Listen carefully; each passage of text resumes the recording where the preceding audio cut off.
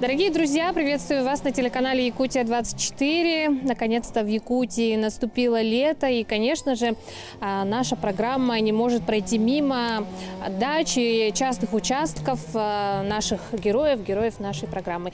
И сегодня мы находимся, посмотрите, на фоне какого красивого дома, который был построен собственноручно нашим сегодняшним героем. Это Александр Посельский. Александр, здравствуйте. Здравствуйте.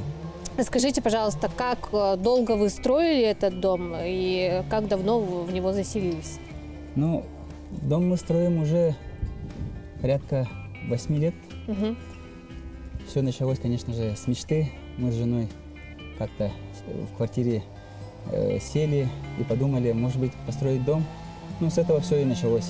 Конечно, много было переработок, много чего было посмотрено. Угу. И в итоге мы пришли к такому дизайну, что хотелось бы много окон, света, чтобы дом был ярким. И до сих пор, конечно, все это строится, но уже можно жить и любоваться таким красивым видом. Но вы сказали, что вы самоучка, да, можно сказать, без какого-то определенного образования по постройке, да, все через интернет знакомились с какими-то моментами, с какими-то лайфхаками, да, проштрудили, да, много, наверное, различных мастер-классов онлайн, да, и построили все сами, правда? Да, да. Я сам по себе энергетик, работаю в Якутскэнерго, и вот совсем со строительством, конечно же, меня ничего не связывало. И родители не строители, и образование не строительное. Но просто мечта ко всему привело, что надо строить, надо пробовать себя. Ну, конечно же, заслуга в этом есть моих родителей, что они научили меня работать руками. И все время подсматривал у других, у строящихся, консультировался, смотрел, ездил. Это все привело меня к тому, что сейчас у меня есть, то, что я построил. Как-то так. Вот видите, да, главное очень захотеть, наверное, да, стремиться к своей мечте, и, конечно, тогда все обязательно получится. Мы начнем с улицы, да, обязательно зайдем в дом чуть позже. Расскажите, вот здесь будет, вы сказали за кадром, веранда, да? Да. Вообще, если коротко так рассказать, то, конечно, весь участок начинался с дома. Сначала был построен дом, и было закуплено очень много материала. И чтобы материал просто так не лежал, не портился, из всего материала и дальше из остатков все было построено. К примеру, эта веранда, она была построена из остатков досок. У меня дом сам по себе, он не из бруса, он каркасный, по финской технологии. Поэтому он весь из досок построен. И досок осталось очень много. Поэтому эта веранда, практически тут все из досок. Только стойки получается из бруса. Все остальное из досок, это остатки. Теплица тоже из остатков досок. Грядки, да? Тоже, да. Там сарай тоже так же. Поэтому все идет во благо, так сказать. Ничего не остается. Только так, если строить, то можно нормально построить все. Вот здесь использован такой материал. Тут крыша сделана из поликарбоната, а чтобы не грело, просто пока набит этот геотекстиль белый. Но вообще хотелось бы, конечно, здесь шторы повесить. Но к этому мы пока только идем, потому что пока еще работы очень много, и все сделано пока, на пробу. Также в теплице тоже повешен геотекстиль, чтобы листья огурцов не горели от солнца. Не сгорели. Да. Так, ловите лайфхак, да? Вообще, конечно, хорошо было бы, если бы это все было из стекла, но из стекла дорого, поэтому пока временно это все сделано из поликарбоната. Но поликарбонат имеет такое свойство. Со временем появится и стекло, наверное, да? Так, мы видим здесь расстелился большой материал геотекстиля, да? Геотекстиль. Что это такое? Вообще, если рассказать об участке, то весь участок был очень низко расположен. Тут рядом находится озеро, поэтому вода практически была возле участка. Можно сказать, затапливала, да, в какой-то мере? Это проблема практически большинства участков у нас в городе, потому что у нас вода не уходит. И все это было сделано поэтапно, подсыпался участок. Сам участок примерно вырос на метр. Даже метр так? Полтора, да. Ага. Сначала был сделан черновая отсыпка, и после этого уложен геотекстиль, называется дарнит. Он предотвращает отроста сорняков типа камыш. Ага. Потом была сделана планировка участка, чтобы вода в одном месте не застаивалась. Чтобы участок, он сам по себе внизу, вот прям получается где-то в сантиметрах 20, имеет вот такую форму, шарообразную. За счет этого весной я снег отсюда не вывожу с участка. Он сам тает и весь уходит. Уклон основной идет в сторону улицы. Так. И все практически туда уходит. Вот, потом все это подсыпается речным песком, черноземом, и уже, в принципе, трава растет. А вот это сделано именно для того, чтобы вот промежуточно сорняков не росло.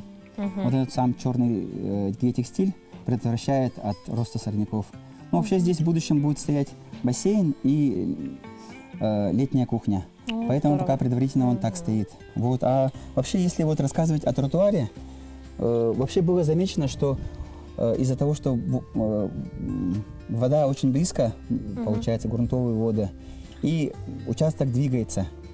Это вот можно весной и осенью заметить по движению забора. Поэтому я вот подумал, что если положить плитку, то плитка будет двигаться. И примерно там через пару лет надо будет все время перекладывать его. Для простоты вот уложен был щебень мелкой фракции.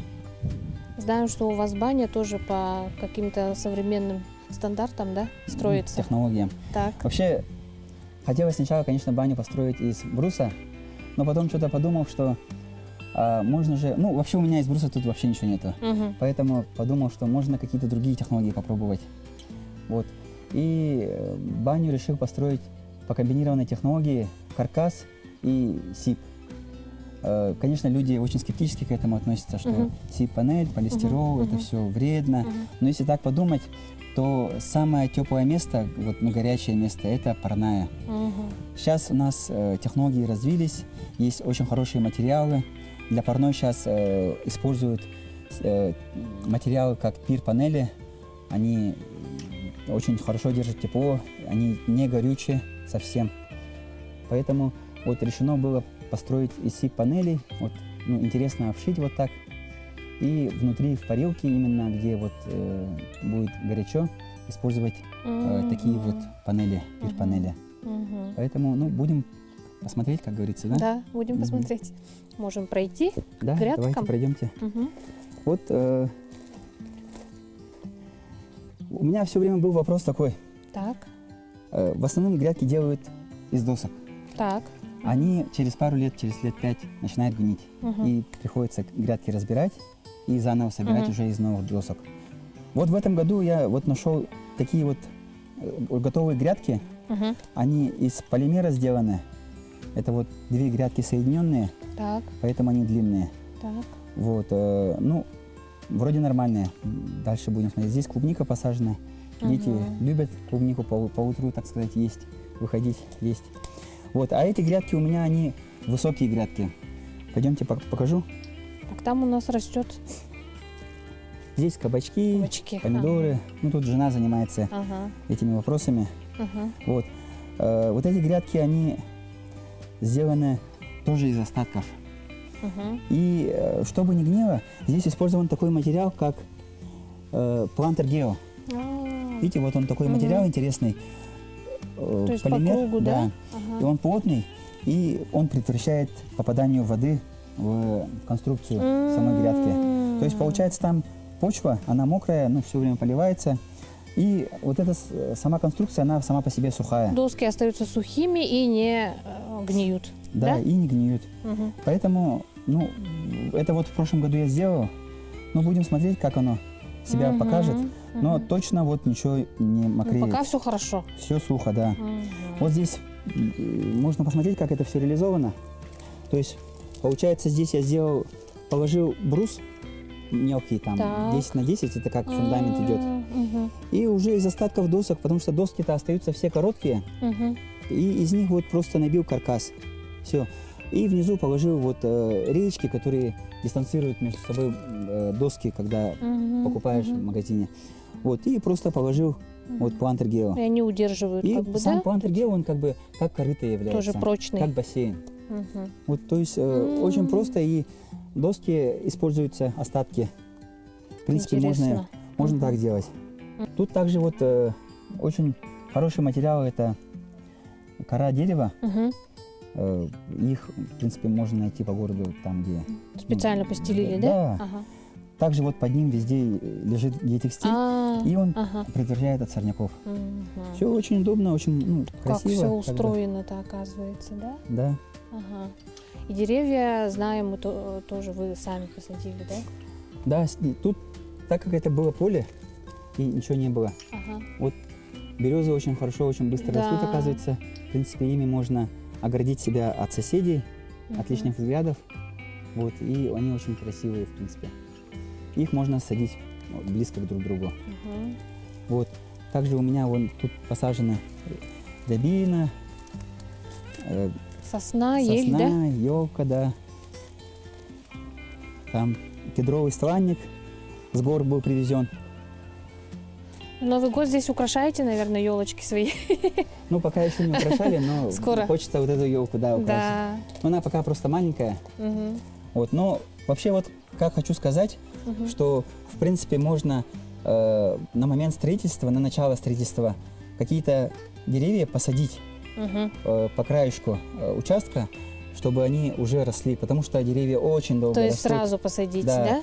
Деревья очень долго растут, а стройка сама по себе, она не 1 год, не 2 Да, года, это 5 продолжительно. и так далее, Да. очень много лет. Поэтому можно вначале просто посадить, чтобы они росли, чтобы уже когда к моменту заселения они были высокие, красивые. Мгм. Мгм. Вот также вот эти вот елка была, она вообще посажена вот там и была в позапрошлом году пересажена сюда. Мгм. Да.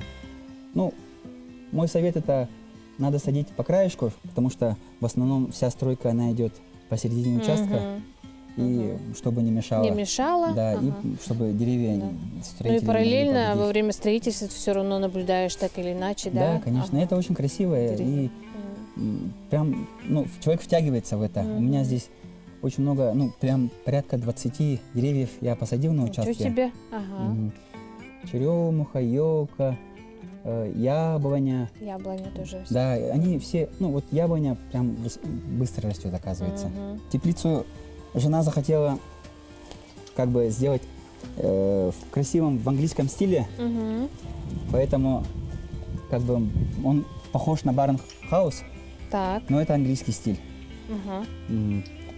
Вот, то есть у них, по идее, здесь вместо фундамента кирпичи, Мгм. но вот у меня тоже, чтобы не пропадало, Мгм. имитация бруса сделана из остатков. Доски. Ага. Да. Вот. Можем заглянуть, да? Можем заглянуть. Вот тут двери в английском стиле открываются вот так. Мгм. Мгм. Вот и вот то, что я рассказывал, геотекстиль, шторы Висит вот вот, наверху, ага, чтобы да-да-да. не горели листья. Ага. М.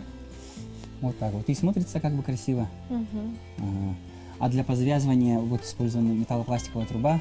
Мгм. Она, в принципе, и выглядит симпатично, Мгм. и ну, функционально. Да, обычно вот веревки, да, у людей. Ага. Мгм. Вот здесь Не тоже очень вот использован плантер-гео. Мгм. Вот тут, если вот так заглянуть, то ну, доска прям сухая. А он доступен, да, у нас в Якутии? Да, в Ага. принципе, В всё магазинах. здесь, практически все Мгм. куплено здесь, в магазинах. Ну, по теплице уж точно все. Мгм. Ну, мы сейчас зайдем в дом обязательно, но забыли, упустили момент с детской площадкой. Вся подготовка, она сделана, конечно, собственноручно. Вот здесь, Мгм. чтобы дети по песку не бегали, положен ковер. Мгм. Вот он тоже весь продается, в принципе. Мгм. Батут, все поставлено, чтобы дети играли. Ну, прелесть частного дома в том, что детей можно отпустить и заниматься своими делами дома. Спокойно. Да. А здесь у нас есть еще зоны отдыха. Да, здесь мы по вечерам с женой иногда бывает пьем чай, а в обед с этой стороны обедаем. Поэтому тоже такая очень интересное место. Вот обеденная зона, посмотрите, обратите внимание. Ну что, мы внутри дома, наконец-таки, да? Здесь стоит обратить внимание, наверное, на кухонный, да? Да. Сначала. Дома, в принципе, тоже все сам сделал, поэтому тут можно о многом тоже рассказать, интересно. Вот здесь столешница, к примеру, сделана из обычного керамогранита. Так. Это является сейчас очень интересным материалом, в принципе. Он сам по себе тонкий, потому что сейчас тренд такой, что все идет в сторону тонкости столешниц. И вот эти столешницы из ЛДСП как бы уже идут на второй план. И самое интересное, что здесь раковина утоплена, она снизу подклеена. Здесь все вырезано. В принципе, можно все это из подручных средств, из болгарки, из шуруповерта, так сказать, все это сделать алмазным диском и алмазной коронкой. И снизу герметиком подклеено все.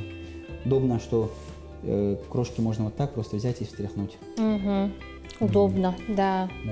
Так. Вот также здесь, в принципе, весь дом сделан в одной стилистике, что вот здесь между фанер есть такие вот щели и есть теневые профили. То есть, в принципе, весь дом, он как бы теневой.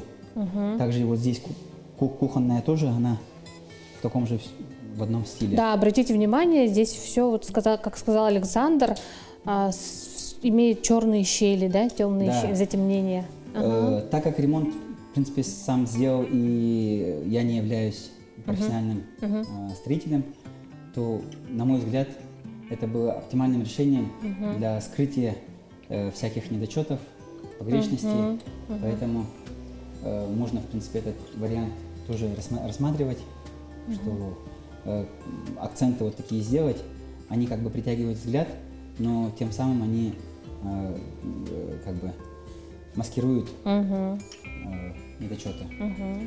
Вот так вот. Вот наверху труба висит у вас. Да, вот, как я ранее сказал, что дом построен по каркасной технологии, и по науке весь дом в таком случае должен быть как термос, то есть ни влага ни снаружи, ни изнутри не должно ни выходить, ни входить. И единственное, что должно давать хороший воздух внутри дома, это рекуператор. Вот это вот называется рекуператор. Он забирает отработанный воздух изнутри помещения, и свежий воздух с улицы поступает, получается, сюда. При этом он подогревается. То есть он работает круглогодично. И зимой, когда у нас минус 50, вот эта вот тоже установка тоже работает, и всегда здесь свежо и не влажно. То есть сейчас проблема таких вот домов, современных технологичных, вот, из панелей, каркасных, даже каменных, наверное, можно сказать, потому что там тоже влага очень плохо уходит на улицу. Это то, что влажность, она остается внутри дома, и за счет этого некомфортно дышать, некомфортно находиться. Вот все это решает рекуператор. Раньше это делали с помощью форточек у нас, а сейчас это все делается с помощью рекуператора. Вот эта технология, она все решает, и практически вот эта установка очень большая, у нее очень большой воздухообмен, и практически весь дом она сама обслуживает. А лестница, можно сказать, лестницу, когда я делал, я, в принципе, понял, почему лестницы очень дорогие. Прям очень сложно она делается, уровень выставляется, все очень тяжело, она очень долго делалась. Вот. Научился сваркой работать, когда варил перила. Сами, да? Да. Тоже? Сначала хотел заказать, но потом подумал, в принципе, в готовом доме, как это все будет делаться. Так как имею техническое образование, поэтому подумал, порисовал и придумал, как это все сделать. И, в принципе, все просто получилось. Вот. Если вот так пройти, здесь выключатели установлены, они беспроводные. То есть у меня стоит щитовая, там идут релюшки беспроводные, и с этого выключателя туда идет сигнал на включение. Получается, с щитовой до приборов освещения напрямую идут провода. Так. И все, вот этот выключатель передает сигнал. То есть можно, в принципе, это все уже потом выставлять выключатели, уже по желанию. Можно дублировать. Вот один здесь стоит, второй наверху стоит. В принципе, вечером, получается, мы свет выключили, здесь включили, наверх поднялись, выключили. Вот, поэтому это очень удобно. В принципе, сейчас это все доступно и недорого. И даже, наверное, дешевле получается, чем провода раскидывать. Вот. Ну, пойдемте наверх, я еще там Пойдемте. покажу. Здесь у вас еще вот лампы, да, вы говорили? Да, сейчас идет тренд к тому, что осветительные приборы не должны светить прямо в глаза, поэтому светильники все направлены вверх. Вверх, да? Да, вот только точечные, но они наверх расположены высоко, поэтому они не бьют в глаз. Но большинство сделано так, чтобы они прямо в глаза не светили. И за счет этого, ну, глаза не устают. Это как удобно, да? Оказывается. Вот, то есть, вот о чем я говорил. Мы поднялись, и вот выключатель здесь. Так. Выключили освещение на лестнице. Ну и вот зашли, получается, это вот спальня. Вот, наверное, это будет интересно для тех, у кого мансардные этажи. Это вот боль всех людей, наверное, кто живет в таких домах, где этажи мансардные. Это вот как делать шторы. У меня вот штора была несколько раз переделана. И, ну, в итоге все сделали, как бы, сейчас все нормально. Все было сделано по месту, то есть это практически все в домашних условиях. Невозможно заказать шторы, потому что на заказ это все только прямые, только прямоугольные. А здесь это все сделалось именно в доме. Специально мастер был приглашен в дом, чтобы... Шилось, да, Да, все? чтобы он прямо здесь замерял, потом получается, меряем, потом перешиваем. И вот эта штора, вот эти шторы тоже были сделаны также методом проб и ошибок. Вот здесь тоже мебель, в принципе, в такой же стилистике, как и внизу. Вот такая все с полосками, чтобы все было удобно. Вот. Также вечером у нас получается светло, так как белые ночи. Тоже окна здесь получается скошенными, то очень удобно делать шторы, блэкауты на липучках. В принципе, здесь. И вот сюда видно. Вот они налепляются, да? Наклеиваются. Тоже людям, наверное, будет интересно. Съемные, получается. Да, я очень долго над этим думал. Смотрел в интернете, как это делают другие люди. Ну, особо таких толковых моментов не нашел. Ну, вот пришел к такому, что можно на липучках. Как удобненько. Да. Кровать тоже сам сделал. И это может даже, в принципе, каждая домохозяйка сделать. Потому что все видео, что я смотрел в интернете, в основном делали девушки. Да? Это можно смотреть, нет? Это вот просто поролон наклеенный. Так, тут матрас сверху. Поролон и снаружи обшит материалом. Сверху. Да. Тут даже шить не надо. Все делается на клею и на скобах. Вот задник тоже так же сделан. Это ламинат. Вот, оставшийся ламинат, туда приклеен поролон и снаружи обтянут материалом. Вот есть один маленький лайфхак, так сказать. Если поверх поролона еще синтепоном клеить, то еще мягче становится. Александр, ну дайте совет, да, почему вы выбрали именно каркасный вид дома, в чем сложности и в чем плюсы такой стройки? Ну, каркасный дом, мы сразу же задумали, что это будет каркасный дом, потому что его можно, в принципе, сразу обшить, сразу жить, сразу плитку и так далее, и так далее. Вот если сравнивать с брусовым домом, то все равно брус надо ждать, пока он усадится. Вот. А в каркасном же доме, так как все стойки стоят вертикально, и там усадка очень минимальна. Поэтому решили попробовать. В те времена, это были где-то 17-й год где-то, у нас в городе практически никто каркасный не строил, ну я, по крайней мере, не знал, не видел. Вот, ну, посмотрев интернет, в принципе, подумал, что ничего сложного. И самое основное, в принципе, это здесь был момент, что энергоресурсы у нас с каждым годом все дороже и дороже становится газ, электричество. Поэтому я подумал, что если стену сделать потолще, то и меньше надо будет платить. То есть экономия в этом. И, в принципе, эта экономия, она ощутима. В морозы в минус 50 за отопление это где-то 4000 рублей получается за дом и за гараж. Вот. Вот. Видите, как. Сама по себе каркасная технология, она очень технологична. Тут очень много технологических процессов. Тут и правильный пирог, правильная толщина утепления, и пароизоляция, она вся должна быть грамотно сделана, проклеена. У нас вот просто культура строительства каркасных домов, она сама по себе низкая, потому что в основном все строят из бруса, поэтому люди об этом не знают. Каркасный дом, у него очень много плюсов, но просто если в начале строительства все это сделать грамотно, правильно, да, то жить удобно. Вот. И основные моменты, которые надо уделить, они сейчас даже идут в брусовых домах, потому что очень модно стало строить вот такие вот мансардные, где второй свет. В таких случаях вот обязательно надо грамотно делать пароизоляцию, обязательно надо вот где крыша идет, утепление делать толстое, чтобы тепло все не уходило на улицу. У меня где-то это порядка 30 сантиметров утеплителя только. Вот, потом идет пароизоляция, она вся проклеена хорошим скотчем. Вот этот скотч, единственное, этот скотч здесь не продается. Он до сих пор здесь не продается. Он весь был заказан с Москвы. Только на заказ. Прямо коробками был заказан. И вот каждая скоба, каждый гвоздик, грубо говоря, каждый стык был проклеен тщательно, чтобы влага не уходила. Здесь это понятие влага не идет такое, что воду пролил там или какое-то такое. Это именно разница давления идет зимой. У нас на улице сухо, внутри влажно. И эта влага, она идет на улицу.